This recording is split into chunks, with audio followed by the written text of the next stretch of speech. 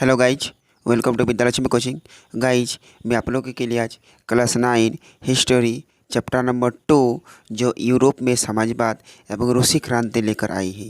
तो यूरोप में समाजवाद एवं रूसी क्रांति से रिलेटेड जितना क्वेश्चन है उसका आज आंसर बताएंगे। तो देखिए, फर्स्ट क्वेश्चन दे रखे हैं कि रूस के सामाजिक, आर्थिक और राजनीतिक हालत 1905 से पहले कैसे थे। तो चलिए इसका आज हम लोग उत्तर बता रहे हैं।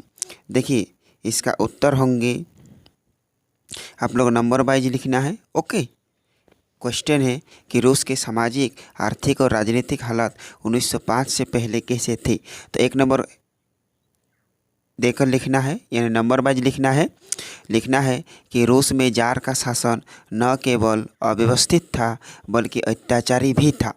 फिर 2 नंबर देकर लिखना है कि 20वीं सदी के प्रारंभ में 85% रूसी किसान थे। फिर नंबर 3 में लिखना है कि किसानों और मजदूरों की स्थिति दिन प्रतिदिन शोचनीय होती जा रही थी। नंबर 4 देकर लिखना है फ्रांस तथा जर्मनी में कृषि का अनुपात 40 से 50% था। रूस अनाज का एक बहुत बड़ा निर्यातक था। फिर नंबर 5 देकर लिखना है कि चारों ओर अकाल ने अपना दमन फैला रखा था और भूख के कारण बहुत से लोग कीड़े मकोड़े की तरह मर रहे थे। फिर 6 नंबर देकर लिखना है 1905 ईस्वी में रूस को युद्ध क्षेत्र के दौरान पराजित हुई, जिससे कई स्थानों पर सेना और नौसेना ने क्रांतिकारी का साथ दिया। इस क्रांति से डरकर जार थोड़ा झुक गया और अनेक रियायतों देने के लिए तैयार हो गई। अब हम लोग बढ़ते हैं 2 नंबर क्वेश्चन की ओर। देखिए, 2 नंबर क्वेश्चन दे रखे हैं 1917 से पहले रूस की कामकाजी आबादी बाकी देशों के मुकाबले किन किन स्तरों पर भिन्न थी। तो इसका उत्तर होंगे कि रूस के किसानों की दशा अन्य यूरोपीय देशों से भिन्न थी। इतना तो क्वेश्चन देखकर लिखने के बाद आप लोग कॉमा देकर लिखना है।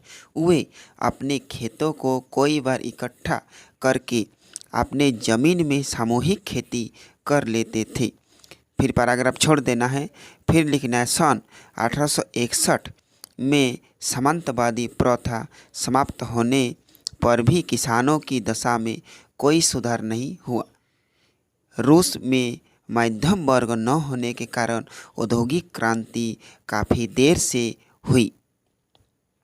बाकी देशों में कृषि संबंधी कार्यों में लगी कामकाजी आबादी बहुत कम थी एवं परिवारों को आवश्यकता अनुसार आपस में बांट लिया करते थे। अब बढ़ते क्वेश्चन नंबर 3 की ओर। देखिए, क्वेश्चन नंबर 3 दे रखे हैं 1917 में जार का शासन क्यों खत्म हो गया। तो इसके उत्तर होंगे 1917 में जार का शासन का अंत निम्न कारणों से हुआ। इतना तो क्वेश्चन देखकर लिखने के बाद आप लोग को नंबर वाइज लिखना है। देखिए, फर्स्ट नंबर देकर लिखना है कि प्रथम गृह युद्ध में 70 लाख रूसी मारे गए एवं फसलों व इमारतों के नष्ट होने के कारण 30 लाख लोग शरणार्थी बन गए थे। नंबर 2 देकर लिखना है कृषि। नंबर 2 देकर लिखना है सैनिक युद्ध लड़ने के पक्ष में नहीं थे, इसलिए वे युद्ध को जारी रखने के लिए सरकारी निर्णय के विरुद्ध थे। नंबर 3 देकर लिखना है कि 22 फरवरी को सरकारी अधिकारियों के ने एक फैक्ट्री में तालाबंदी कर दी, जिसके कारण 50 फैक्ट्रियों के मजदूरों ने हड़ताल कर दी।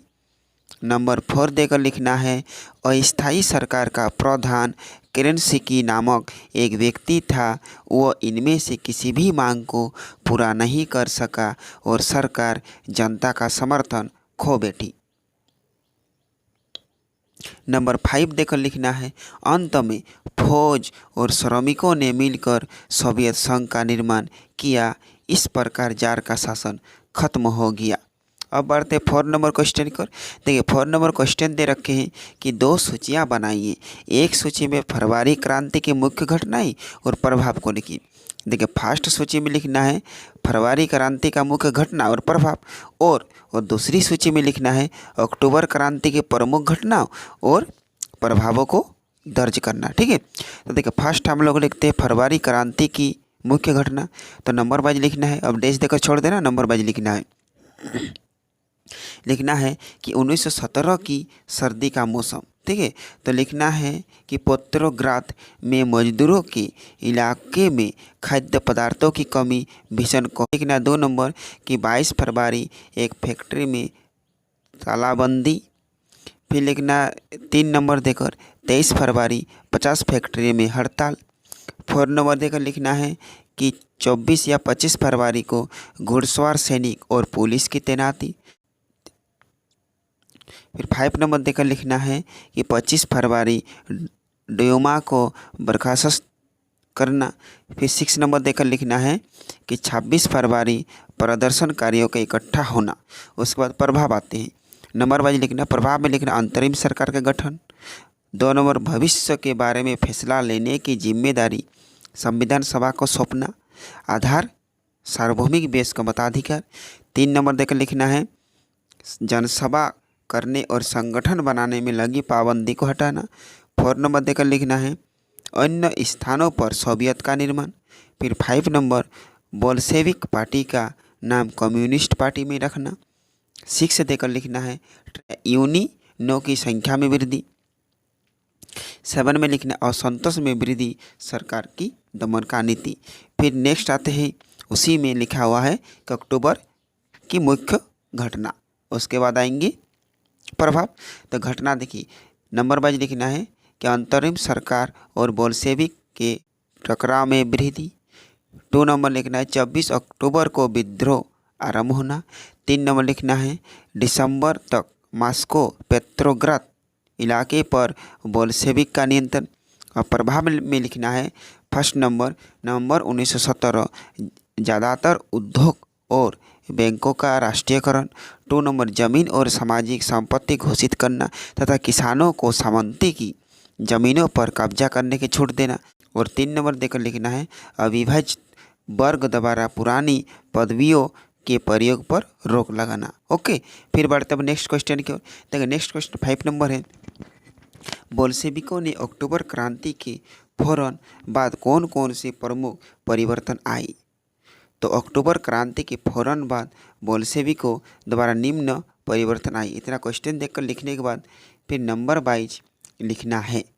1 नंबर देकर लिखना है कि अधिकतर उद्योग और बैंक राष्ट्रीयकृत कर दिए गए, भूमि को सामाजिक संपत्ति घोषित कर दिया गया और किसानों को उस भूमि पर कब्जा करने दिया जिस पर वे काम करते थे।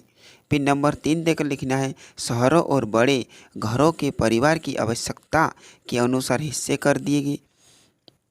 नंबर 4 में लिखना है सेना और अधिकारियों के लिए नई वर्दी दिया गया। नंबर 5 में लिखना है उत्पादन के सभी साधनों पर सरकार का नियंत्रण हो गया। 6 नंबर देकर लिखना है बोल्शेविक पार्टी का नाम बदलकर रूसी कम्युनिस्ट पार्टी कर दिया गया। अब चलते 6 नंबर क्वेश्चन की ओर। देखिए 6 नंबर क्वेश्चन दे रखे हैं कि निम्नलिखित के बारे में संक्षेप में लिखिए। कुलक का लिखना है, फिर ड्यूमा, फिर 1900 से लेकर 1930 के बीच महिला का कामगार, फिर नेक्स्ट मुदारवादी, फिर स्टालिन का सामूहिकीकरण कार्यक्रम। तो चलिए एक एक करके हम लोग जानते हैं। पहले हम लोग कुलक का चलते हैं। देखिए कुलक लिख कर डैश देकर छोड़ देना है। लिखना है कि रूस के संपन्न किसानों को कुलक कहा जाता था। और ड्यूमा देकर लिखना है यह एक निर्वाचित परामर्शदाता संसद थी जिसका निर्वाचन 1905 की क्रांति के दौरान किया गया था। फिर नेक्स्ट लिखना 1900 से 1930 के बीच महिला कामगार, डैश देकर छोड़ देना है। और लिखना है कि 1914 में फैक्ट्री मजदूरों में औरतों की संख्या 31% थी। उन्हें पुरुषों की तुलना में कम वेतन मिलता था। यह पुरुषों की तुलना में आधे से 3/4 तक होता था।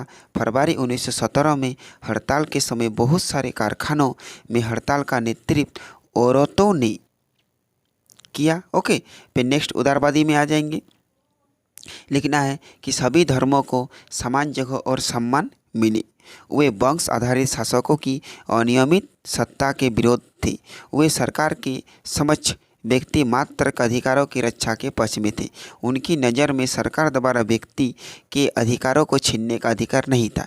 वह सार्वभौमिक मताधिकार के पक्ष में नहीं थी।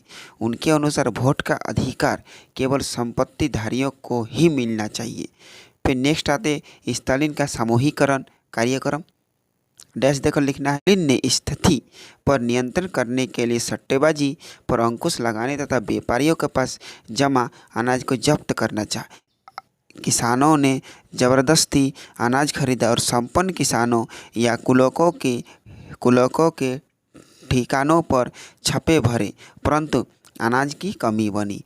उपयुक्त स्थिति में अनाज की कमी को पूरा करने के लिए समूहीकरण की नीति अपनाई गई। इसके पक्ष में यह तर्क दिया गया कि अनाज की कमी के कारण छोटे छोटे खेत से है। छोटे खेत का आधुनिकीकरण नहीं किया जा सकता था।